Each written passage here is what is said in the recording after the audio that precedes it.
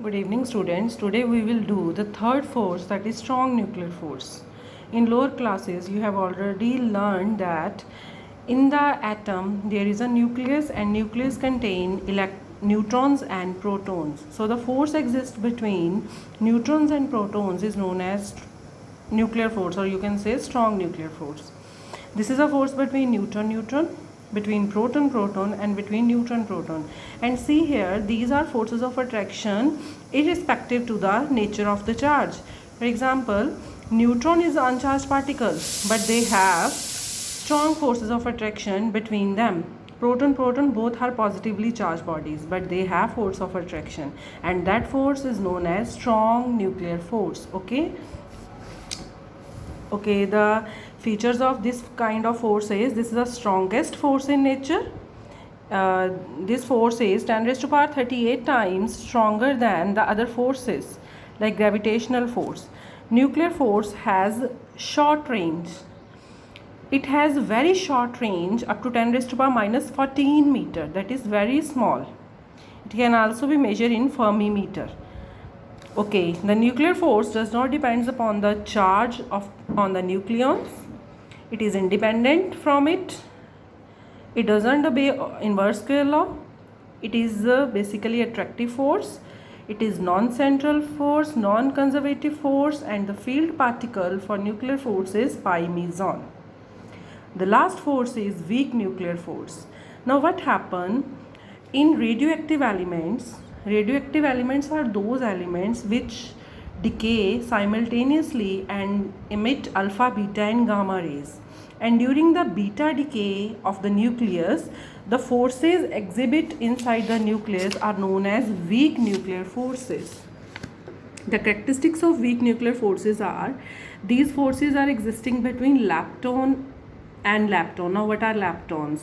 In lower classes you have only learned that there are three subatomic particles: protons, neutrons and electrons.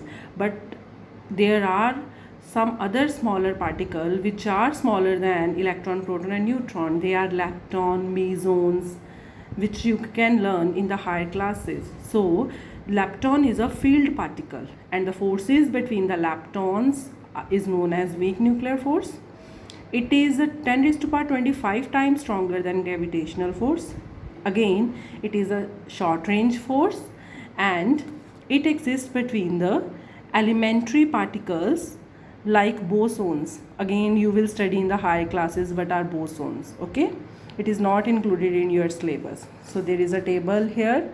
4 kind of forces are given: their relative strength, their range, and where they are acting. Learn this table. After that, there is next topic towards unification of the forces. If we study these forces in detail, then we can find that all these forces are interact with each other, or you can say they are combined with each other in any form. This is known as unification of the forces. Next is, this topic is only for your reading. Next is nature of physical laws. There are 4 laws given here. Number 1 is law of conservation of energy, which you have done in lower classes. The total sum of energy in the universe remains constant. It means energy can neither be created nor it can be destroyed. It can only change from one form to another. Second is law of conservation of linear momentum. According to this law, if there is no external force, then linear momentum of the system remains unchanged. Now, linear momentum is a new term for you. You have learned in 9th class, but we will do linear momentum in the next chapters in detail. Next is law of conservation of angular momentum. Now here, if there is no external torque, if you talk about the rotational motion, then you talk about the force which is known as torque, and the momentum is angular momentum. So if there is no external torque acting on the body, the total angular momentum of the system remains constant. Okay, and the last is law of conservation of charge. You know, a body exhibits 2 kind of charges, either positive or negative, and law of conservation of charge said that the charge can neither be created nor it can be destroyed. It can only transfer from one body to another. This is the last topic of this chapter, so do it, learn these topics, and after that there are some conceptual question, 7 conceptual question. Read this question also.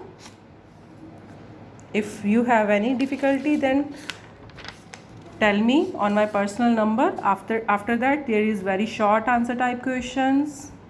Read these question, then short answer question, read them, okay, and complete your chapter.